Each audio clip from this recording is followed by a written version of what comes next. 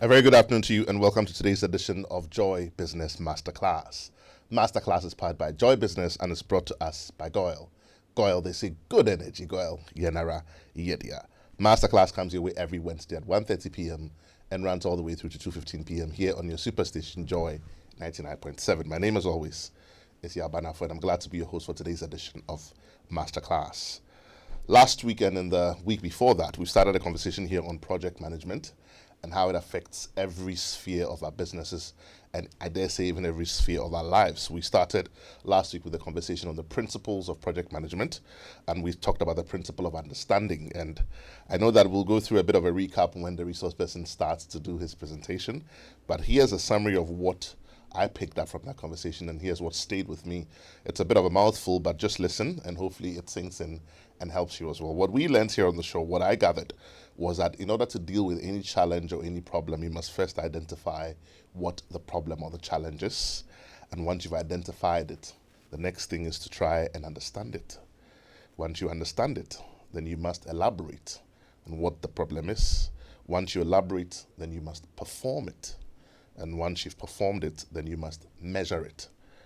After you measure it, you must improve upon it. That is to say, all the gaps that you find, you must improve upon those gaps. And whatever you start, you must finish it or complete it. And then whatever you complete, make sure that you tie up all the loose ends. I know it's a bit of a mouthful, but I'm sure that if you just listen to it for what it is, then hopefully you don't have to remember it verbatim. Until we go on today, we continue here on the show with, should I say, an extension of that conversation. We're going to be looking at the principle of elaboration. But like I said, once we start the show in earnest, where the resource person starts off, he'll share some recap with us to be able to fairly understand what we talked about last week. A quick shout out going to one of our ardent listeners here at Multimedia and also here on Masterclass, Madame Fafa Gassinu. Madame Fafa Gassinu, you're on the Spintex Road and you're an ardent listener of Joy FM and Masterclass. Your dial is always locked here. This is good afternoon coming to you from the team here at Joy FM and also here on Masterclass. A very good afternoon also going out to the Project Management Institute of Ghana. Since we're talking about project management here on the show, we send a shout out also to the PMI Institute of Ghana. Thank you for all the work that you're doing on project management. I saw somewhere on the platform this afternoon something about skills that managers look for when they're hiring senior managers, or senior managers look for when they're hiring project managers. So good afternoon to you. We know that you're doing a lot of work, and please continue with the work that you're doing to help project management become center stage in all of the endeavor across the business terrain. Just a few reminders for us also here that we're streaming live on Facebook, on YouTube, and also on X. So for those of us who are able to, please go there and watch us live. Also that our resource person has obliged us a couple of slides as well. And so for those who want to make notes, by all means do follow for chronology and for flow of thought. And at some point in the show, we will definitely get interactive so that you can also be a part of that conversation. I promise not to speak too much backstage before we came on here today. And back here at the show with us is somebody who's gradually become a member of the family here at Masterclass. He's been with us for the last 3 weeks. Yep. And he'll be with us for the next 3 weeks as well, including today. Is it 3 or 2 more weeks from today? To go, yeah. In the person of Godwin, Adu-Afful. Godwin, you're welcome to the conversation. And by the way, Godwin is a corporate trainer. He's an author. And he's also a lecturer at the KNUST. For those of you who are looking to get into KNUST, you should get in touch with Godwin here on the show. But otherwise, call a friend to tell a friend that Masterclass is on and Godwin is here on the show. All right, then thank you, You're welcome to the conversation today. Thank you. Your recap, usually, I keep saying... It just sort of sounded out. Yeah, spot on. Yeah, so you walk them through the key principles, the dictates of project management. Yeah, so that was good. Yeah, so lastly, that was what we talked about, the principle of understanding. If you don't understand, don't start. So you need to get some understanding before you start it. That's what we talked about yesterday. And going through that, we saw a major artifact called a project charter. True.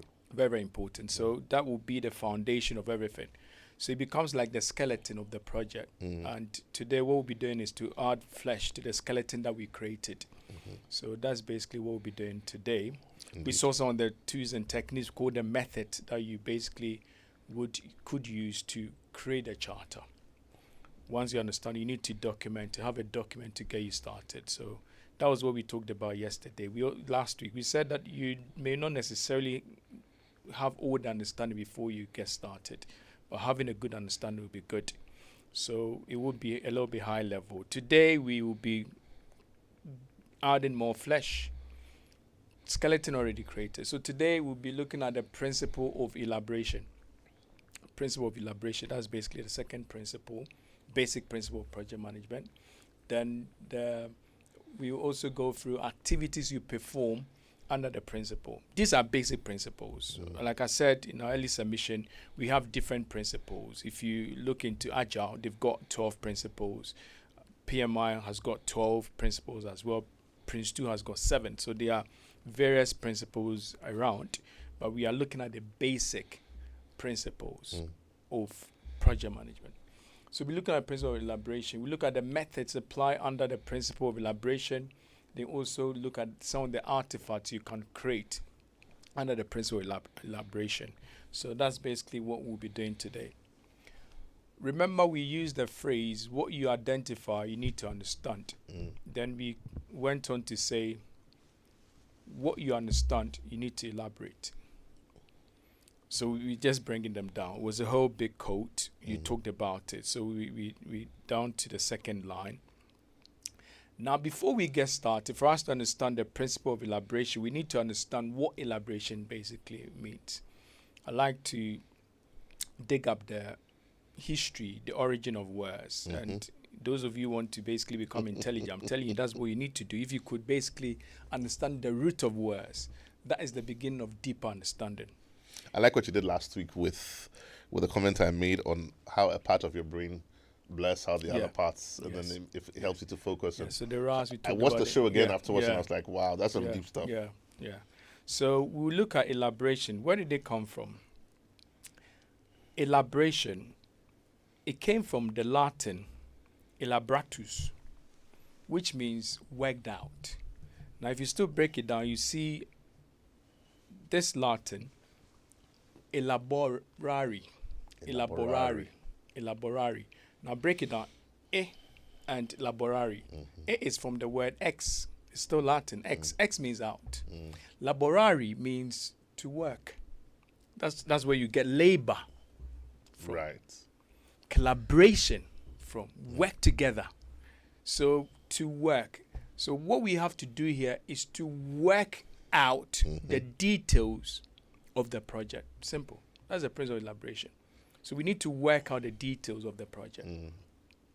Once we understand, we'll be working out the details, adding more flesh. Now, there's a lot of things that you basically do in there, but I'll tell you, as you go through with the elaboration, keep it simple still. So it's not like you have to add flesh. If you add unnecessary flesh, that's sickness, obviously. So we need to tailor. So we keep it simple. That's the second Agile principle. The change is the second Agile principle, but it's a principle under Agile. Keep it simple. Right. So we'll keep it simple, and you tailor to suit your project. So make sure everything you bring in is appropriate for the project. That's the no unnecessary inclusions or anything of the sort. So you are elaborating, but make sure what you bring in is appropriate for the project. Now let's get to it, shall we? What we've been doing is, under every principle, we try to look at the major activities that you perform, you go through. So let's look at some of the key activities. It's quite loaded, but let's pay attention. You need to establish requirement.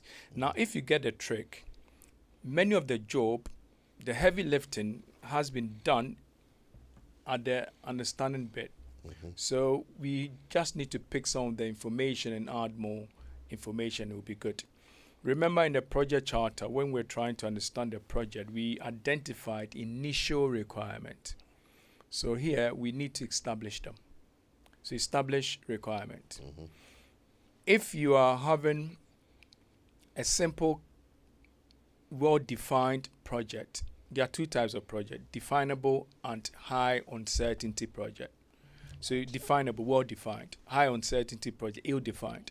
So if you have a well-defined project, that's easy for you to do. But if you have an ill-defined project, you may use adaptive approach. You may need to take your time and gather more information as you go, because requirements will evolve. So that could take some time. You may have some requirement as you go. There will be more requirements. So you may go step by step and allow these ones to evolve. But if it's well defined, you could establish your requirements right from the get-go. Then the next thing you do is to define scope and decompose work. So you define your scope. Scope is how much work is involved in the project. So you need to create the boundaries, so you know which ones you are doing and which ones you are not doing. One word that, or one phrase that jumps out at me when you talk about scope is scope creep.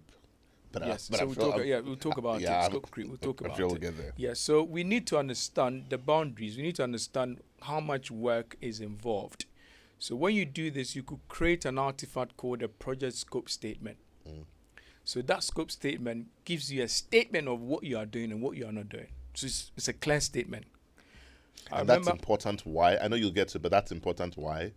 Very, very important, because I'll give you this example. There was a project that we're embarking on in Kumasi. At the initial stage, you had lots of requirements, but we had to trim them down to the essential requirement. So with this, with understanding of the requirement, you had to define the scope to basically understand what we are doing and what we are not doing. Because at the initial stage, some of us were thinking they'll have a recreational area. Others were thinking they will have a mosque. But it was established that we were not doing those ones. No mosque, no recreational area. But don't forget, it might still be in the heads of other people. So you need to sit down and define it properly. Let them know what we'll be doing and what we will not be doing. And I agree with you entirely, because I've always said that when two people look at one process, or two people sit in a meeting, they come out with different accounts of what happened. Example we have of Matthew, Mark, Luke, and John, they all worked with Jesus. They all wrote their accounts slightly differently, though essentially the same. And so sometimes somebody will think that, building this structure means that XYZ is part of the project. But you are the professional, you know it's not part. But documenting it, and getting all stakeholders to see it and sign on it. Yes. Clears all doubts. Yes. So nobody has an illusion in their mind about. No confusion here. So we need to let everybody understand exactly what we are doing, and areas of temptation, we will let them know what we are not doing. So it was clearly stated we are not building the mosque. Clearly stated no recreational area will also be done for. Before you finish and somebody said, but I so told it was you to build stated it. and properly documented. So it goes straight into your project scope statement. Exactly. Super. When you have this, you can also go ahead and break down the work, which we call work breakdown structure. So this will help you come up with the various deliverables, and you could pick them and break the work down. So let's use construction, because I know everybody wants to build their house. So let's use your house you want to build. So what are the key things that will come to your mind? You start thinking about setting out foundation, lintel level, roofing, interior works. These are major things. Call them milestones. These are key things that could be reported on. Call them deliverables. Now you pick one bit. It looks like huge, obviously huge. You need to break it down. If you talk about foundation, what are you talking about? So you break that bit down. What you do to get to finish the foundation. So that's what we call the work breakdown structure. You decompose the work into the various subtasks. That's something that you do. And obviously, this is common sense. It will come to you. Because if you have something you have to do and you think it's big, you may want to break it down. And what do? You do the little things to get the big things. So you break it down, so you do the little things and achieve the bigger things. Then you create and sequence activity list. So you create activity list and you sequence your work. You need to know the pattern of work. Which one comes first? Do you want to roof it before you do the foundation? No. That's poor planning, improper planning and logic. It doesn't make sense. It won't work. So you need a foundation before you could raise it to the lintel level. So you need a substructure before superstructure. So you need to develop that logical work in sequence. And remember, all these things, you don't do it alone. You do it with your team. So when we get to some of the methods you could use, you see brainstorming in there. So we brainstorm to gather ideas to know. But I suppose that with reference to the specific example that you give, it may differ different. I mean, depending on what the example is. But with the construction example, doing this thing you talk about right now, which is the work breakdown structure, I beg your pardon, is important, particularly for people who are not too technical or do not have technical knowledge about the process. Because the point you made about one part of it coming before another, that is given to all the professionals in the field. But that's not given to some other stakeholders who may be relevant as part of the team but do not have the technical expertise. Again, the importance of documenting it is that it serves as education for the people along the line who may not have technical knowledge of the process that you're going through, but who may have decision-making authority. And may impede by their misunderstanding of your process. So documentation is very, very important. So the principle even says, add flesh to what you understand and document. So everything you elaborate, you need to document it. So the requirement, you need to document. You use a document called requirements documentation. So you have that one. There you define the scope. You have the project scope statement. You have the work breakdown structure broken down. You put that one into your scope baseline. And that will tell you the boundaries. So the scope baseline will have the work breakdown structure. We'll go and pick the project scope statement and also have something to support the work breakdown structure called the work breakdown structure dictionary. So something to give it more support, more understanding. If there's an element in the WBS and want to understand it, we could go into the dictionary. So we do that. Then you need to estimate your time and cost, obviously. So now you've broken the job down. You could allocate time and cost. So when you have a good work breakdown structure, doing these things become a little bit easy.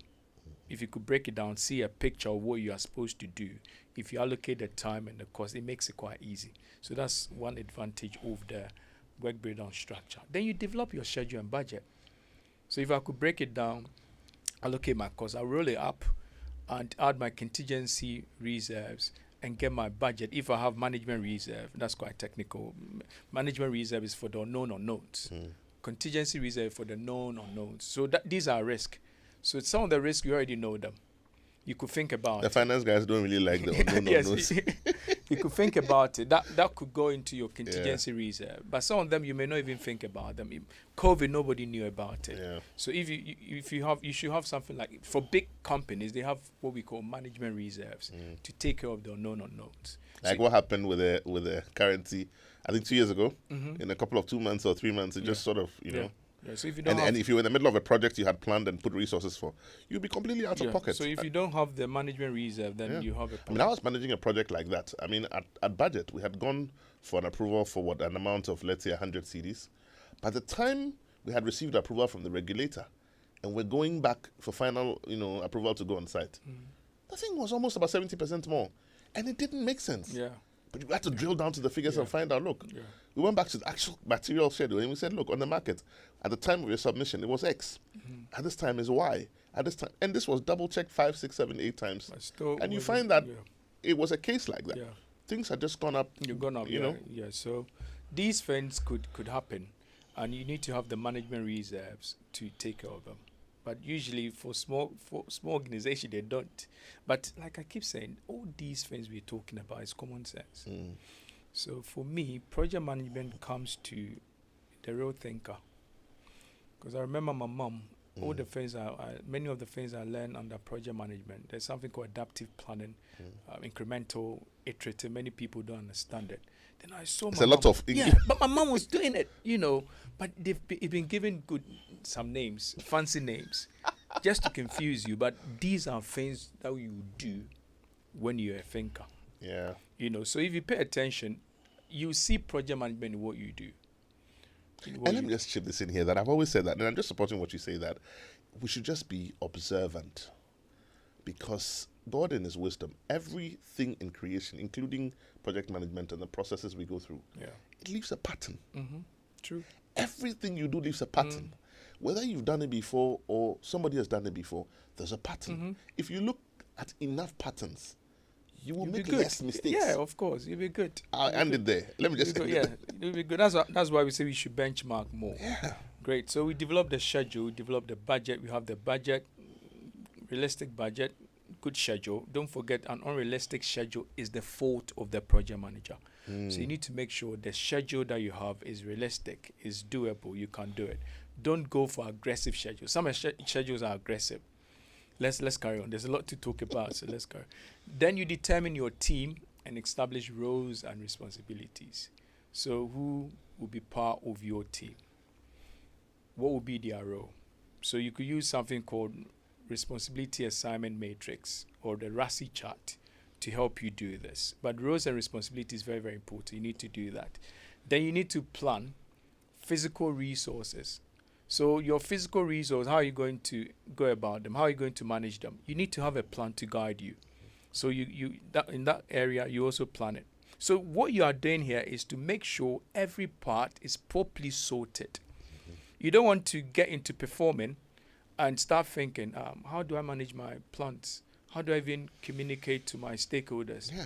No, you don't do how at that time. This is where you do your how. And the planning is key. I'll just quickly add that because I had the privilege of an example of a construction project. It's so important because you're managing your space on site. You're managing the availability of the products when you need them. Because if you're doing your foundation, your iron rods have to come in at a certain time. But you're not bringing in your roofing material at the same time because you're managing your space. Yeah. So for the management of space and time, the process of planning is key. It's very important. And you usually need a planner on site. Yes. Planning, make it plain. So you need to make things plain and you keep going. What about communications? How would you pass on information? How would you sort out your report? When would you have your meetings? Have you thought about it? Do you have a plan? Maybe no. Yeah. You need to have a plan. Because when you get there, you need to know when are we having meetings? When should reports be given to the customer? Who? What time?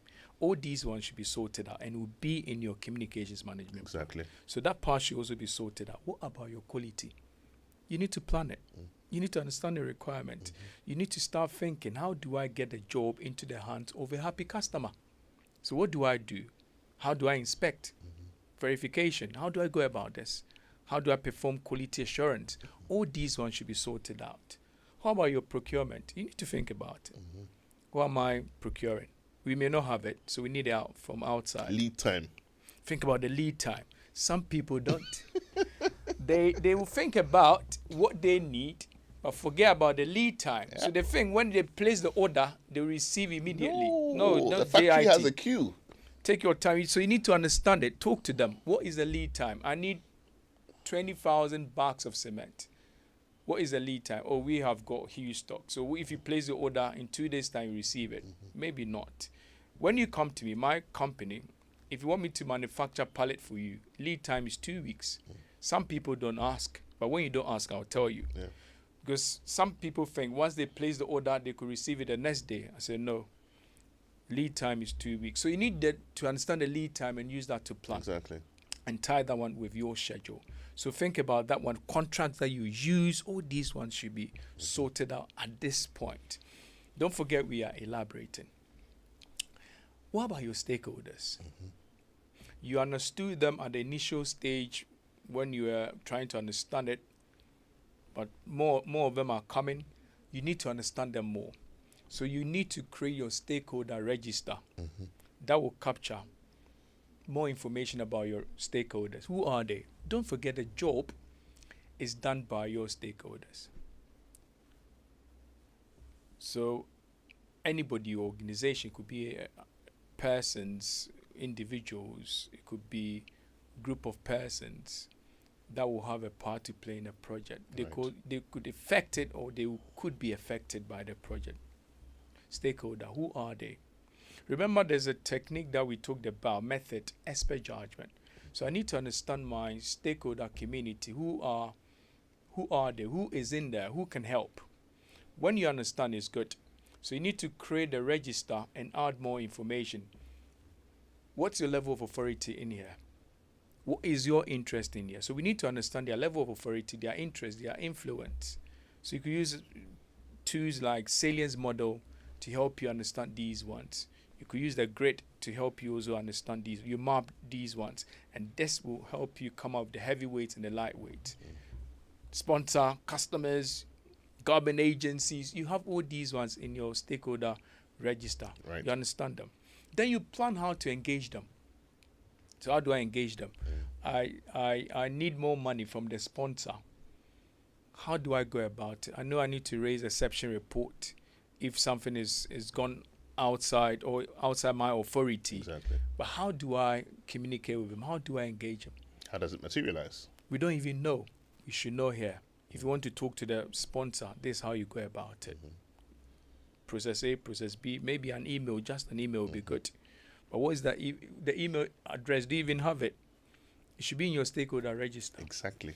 So if you think about this, project management is basically trying to be properly organized in order to meet your project objectives. Exactly. Every part should be properly sorted. Thank God there's a standard you could follow. PMI gives out a good standard that you could go through, you could follow through.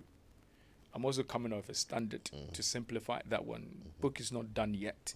So you have a checklist of things to basically follow. Exactly. That makes life quite easy. Then you think about risk. What could go wrong? What could go wrong? But we usually give risk a negative connotation. What could also be the opportunity? You need to think about it. So Jeff Bezos said this, we usually underestimate opportunities and overestimate threat. So risk has got two parts, positives and negatives. So negative risk, we call them threat. Positive risk, we call them opportunities. So I need to think about this, my risk, and create a register. I'm elaborating. Don't forget, we've already done some work at the understanding stage. So we identify some key risk. We pick them, add more, we brainstorm, add more, then we create a register, we document it, we give a standalone document, artifact, called a risk register. We also need to have a plan to help us manage it throughout, from start to finish. So we create those plans. And that is basically some of the activities you have to perform. You realize I'm touching many key areas. So when you are managing a project, you touch many key areas. So there are 10 knowledge areas, if you look into the PEM book, that you need to think about, and they've been covered here. Now let's go to some of the methods you can use to help you elaborate. We talked about the things you do. What methods can you use as well? We've mentioned some of them. You need the bell of the methods for me. The bell of the methods for me is expert judgment. So you need expert judgment. There are some things you may not understand. Your team may not understand. Somebody is within your stakeholder community. They understand it. Go to them. So we have two types of knowledge. Two types of knowledge. You have tacit and explicit. And again, you could still classify knowledge as generalized knowledge and specialized knowledge. Specialized knowledge, yeah. So expert job, we go to those with specialized knowledge. I keep saying when people have got generalized knowledge, you're just looking at ability. When they have specialized knowledge, you're looking at skill or competency. So what's the difference? Many people think they are synonymous. No. If you tell me you've got communication ability, then I shouldn't expect much. Because ability is knowing how to do something. Skill is knowing how to do something well. That's the difference. So if you tell me you've got planning skills and I give you a job for you to plan and you are found wanting, then you don't have planning skills. You have planning ability. You know how to do it, but you don't know how to do it well. And over time, if you do it and you build some consistency, then you're looking at competency. That's the difference. So you need to watch what you put on your CV.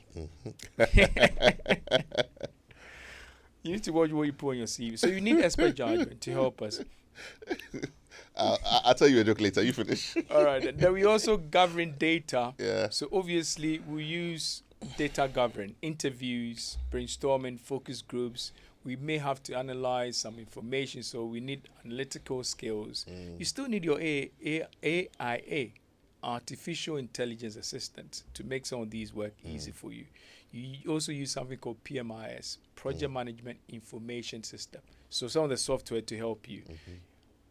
You could use MS Project to guide you in some of these things. You have meetings. You need to hold meetings to discuss these things. And when you hold meetings, you need some skills.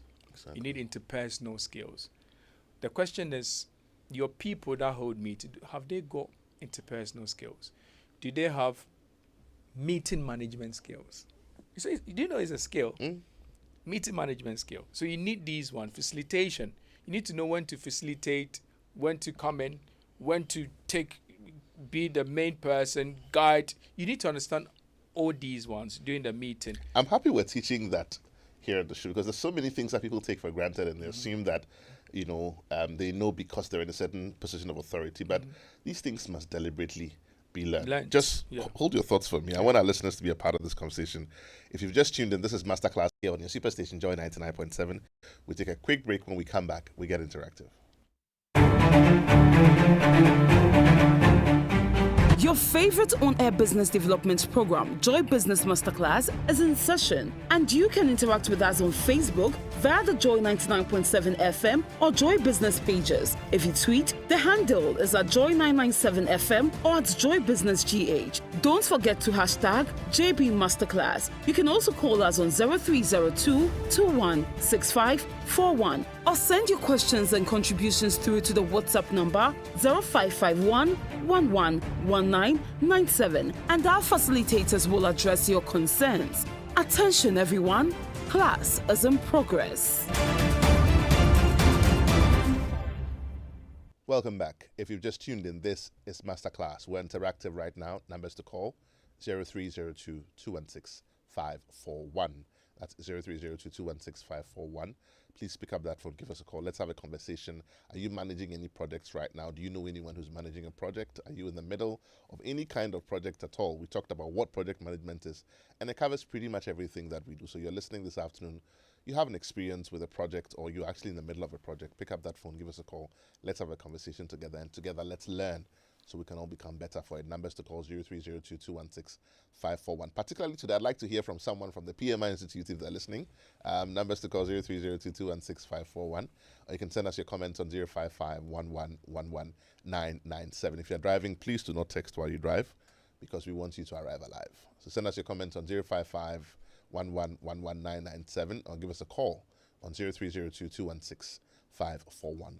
Just also remind us that today's edition of Masterclass is brought to us by Goil. Goil, good energy, Goil. Yenara, Yedia. Goil brings you Goil Super XP, the ideal choice for most vehicles. It's flowing wah-wah at many Goil stations in the country. Just go fuel up your vehicle and enjoy the smooth ride with all the benefits. Goil Super XP is quality and gives you the correct choice when buying regular fuel. Goil Super XP is fortified with a special additive that gives you longevity for your engine and makes your engine perform to the max using minimal fuel, and it's also suitable for most vehicles. Goil, they say good energy, Goil. Yenara. Yeah, their phone lines are open. Numbers to call 0302 216 541, or send us your comments on 055 997. So, Godwin, while we're waiting for those phone lines to ring, I think we've got a couple more slides. Yes, so we'll talk about some of the artifacts. By all means, let's go ahead. Yeah, so let's get to it. When you go through the principle and work out some of the activities and all that, you are likely to come out with some artifact. So you have elaborate artifacts, like elaborate plants. I was going to ask, when you say artifacts, what is the synonym here in context? Artifact. The contextual synonym. Artifact, like document. Brilliant. Okay, so if you take your artifact, because something by scale. My archaeology people will be thinking. Yeah, something by scale. Right.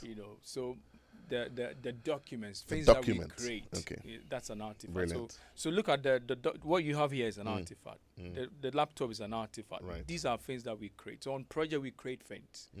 So we call them artifacts. Right. We learned something today. Yes. So some of the things you create will be your plant. You created a plant. So you have management plans. And if you're going by the pen book, you put these plans together and put them in a document, an artifact called project management plan. So the project management plan is the bigger mother document that will hold all of these, all your plans, subsidiary your charter, your work breakdown structure. The charter will be separate. Right, it will be separate. But now the elaborate artifact to go in there. Right. So we have the management plan and also have the baselines. So you create 3 baselines. Remember we talked about defined scope. So you create a scope baseline. We talked about schedule. So you create a schedule baseline. Right. These are bases for comparison.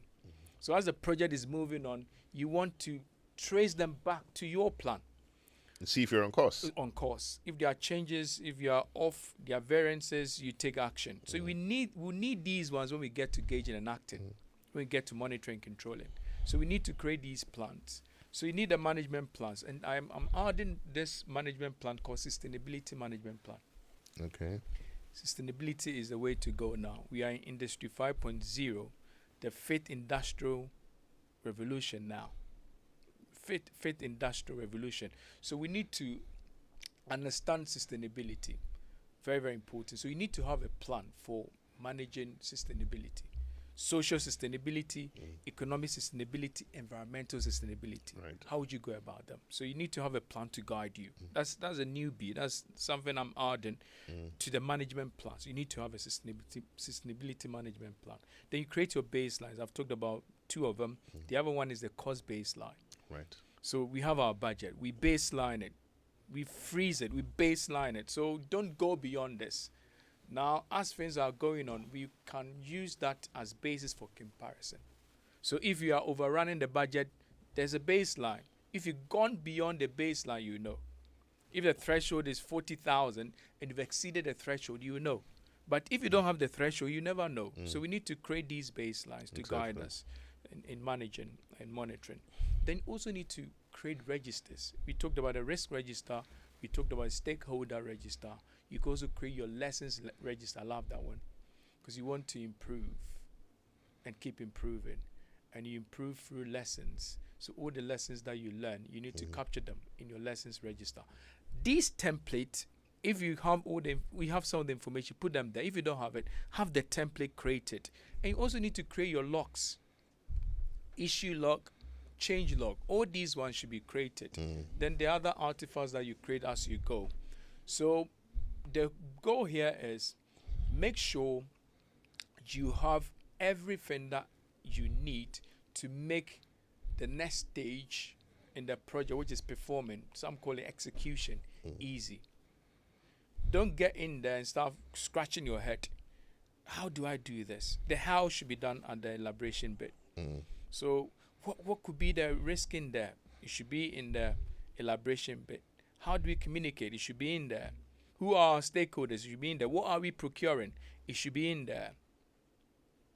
What is the baseline? Schedule. What's the timeline? It should be in there. What are the key milestones? It should be in there. So you think about these ones. Who are we working with? Who will be part of the team members? What are their roles and responsibilities? So you take your time and sort out all these areas before you get to the actual work, the fulfillment phase, the execution phase, the performing phase. So that is what the elaboration is about. You started by understanding high level. Now with understanding, you can plan and elaborate on the things you thought about. And that's what you do here. When you're able to do it well, that's what we'll be talking about next week. Remember the quote, what is elaborated is easily performed.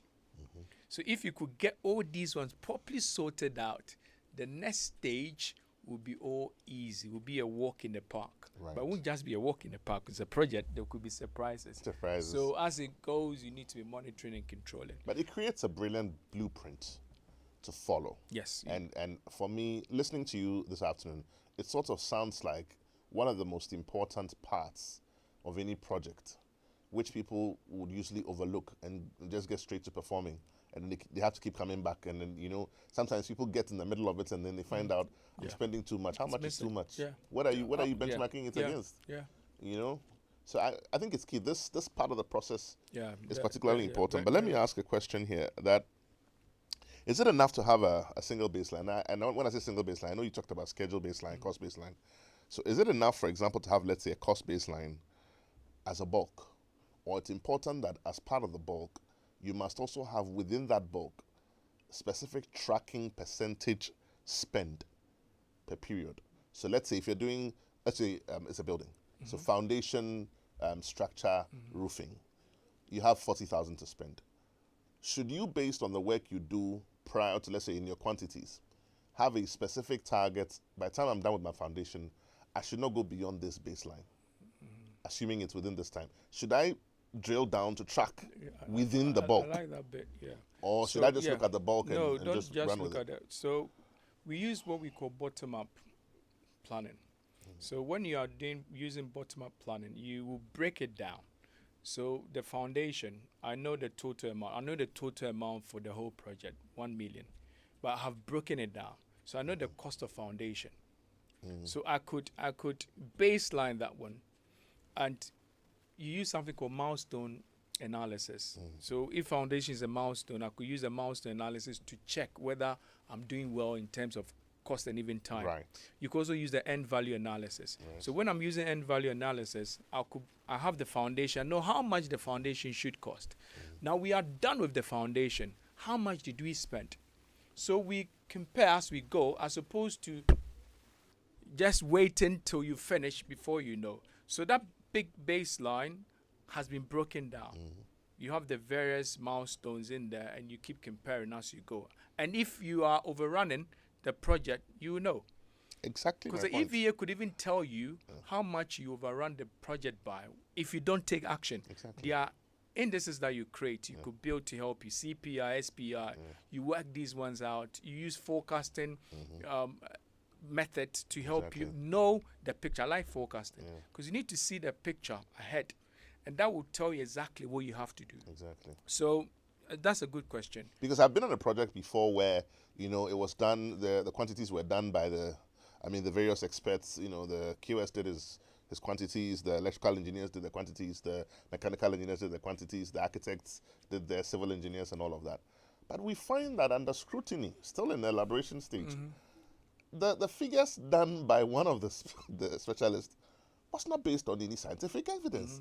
So what was going to happen is if we had gone ahead with those figures, you would have 100% cost overrun because they were not based on any practical. But when we queried it, and that's why I'm asking the question that when those baselines are set, it would help if they are drilled further down to specific completion parts of the process, so Actually, that you can see it from the beginning when you're about to shoot That's it. what we do. So like the software I talked about, MS project, you have the summary task, call them deliverables. You have the various activities in there.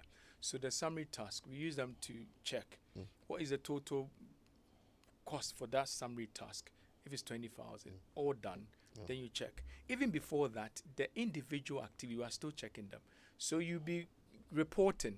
When you report, you have the actual cost versus the planned cost. Yes. So it will give you variance. The difference is what we call variance. Exactly. So you know what you are doing. If I'm supposed to buy 20 bags of cement, I've done it. Cost was supposed to be 20,000. I spent 25. I know what's happening, even though I'm not done yet. So I know the variance. Then I start working. But usually when you have overrunning budget, it's difficult to catch. That is why it's vitally important for you to have realistic budget and also understand what could go wrong and add your contingency reserves to pad it, to cushion it, to have like a cushion to fall on. Because if you don't do it well, you have issues. You have issues. I've got a comment on social media. You didn't add your name, but this one says, "Hello, I'm currently managing a project, putting together an event. So far, it's been good, but I haven't taken any of the Scrum Master, Agile, Prince 2, or PMI, I'm assuming courses. But I do have an idea of the workflow certification process because I took the course for it. I also took a project management course in Google that basically teaches you how to use Google tools like Google Doc, Google Drive, etc. for managing projects. Is it still necessary to take the courses I earlier mentioned that I haven't, and why?" Yeah. So I think Prince, that's a good Godwin, one. Yeah. this one goes straight to you, Yeah, right? that's a good one. Yes, you need to do other courses. What you have done may not be sufficient. So you need more, because when you're managing a project, it's a big truck. You need to know more to have that strength to push it.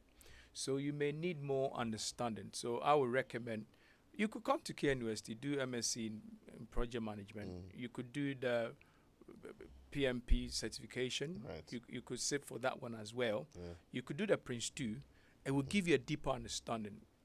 So I would recommend you still taking on some other courses to improve your level of understanding about project. It'll make you better. I mean, you're great at what you're doing now, but you don't just want to be great. You want to be greater. You want to be the best. Yes. So yes, you need to keep learning. You can never have too much knowledge Yeah, about you need to keep anything. learning. So okay. I have another question here. I think this will be my last question actually, and then you can sort of round up for me today. This one says, "What percentage variation is usually allowed on projects?" I know it's on a case-by-case basis. Yeah, but it's based on the industry. or should I say, what percentage variation is not allowed on but by that point, you should know that, no, you didn't plan properly. Is it in line with cost? Cost, yes, cost.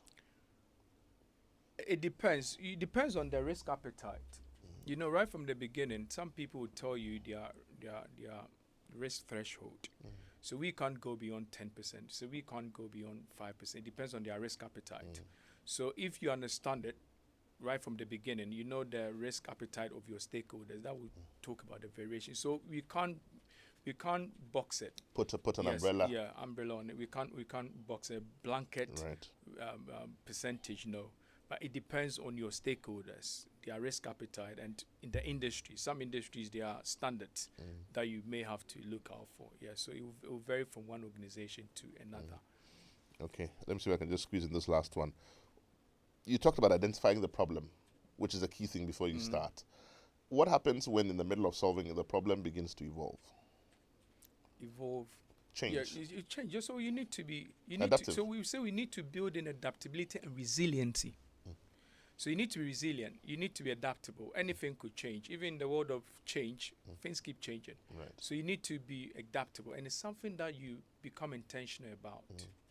So you train your team to become adaptable. I'm training my team to become adaptable and resilient. Right. Because things could just change. Exactly. So you should think about it. And again, these things could come to you at the risk management planning stage. Indeed. You could start thinking about what could go wrong or what could be the opportunity. Here we are thinking of what could go wrong. Yeah. So we may be able to envisage some of the things that could go wrong. When they happen, what do we do?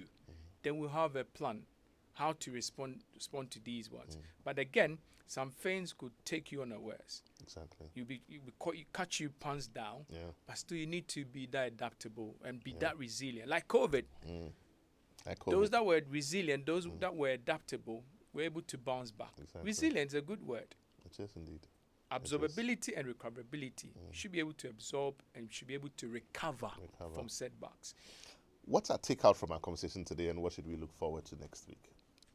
All right, great. So today we are saying that you need to have elaborate plans. You need to have elaborate artifacts. You need to get everything sorted before you get into performing. You may not have everything because you keep getting more understanding, but make sure you have enough information to help you get into execution phase. So you could use a checklist like things we talked about. Look at the areas, your communication, risk, your scope, your quality, your procurement. Look at all these areas, resources, and see if you have a good plan. And see if you have some great document to make life easy for you when you get into the execution phase. So that could be a checklist for you. So this is basically what we learned today. Right. And next week, we'll be looking at performing, the principle of performing.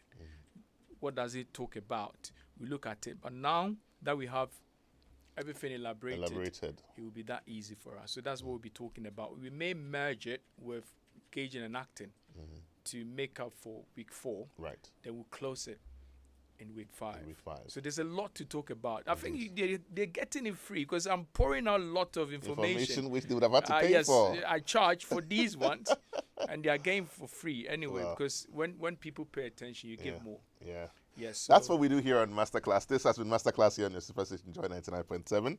We've been here in the studio spending time with Godwin Adu-Afful, sharing with us the principles of project management pro bono, I must say, because otherwise you would have had to pay for it. God willing, he joins us again next week as we continue in this conversation. Thank you so much for joining us. We'll see you same time next week.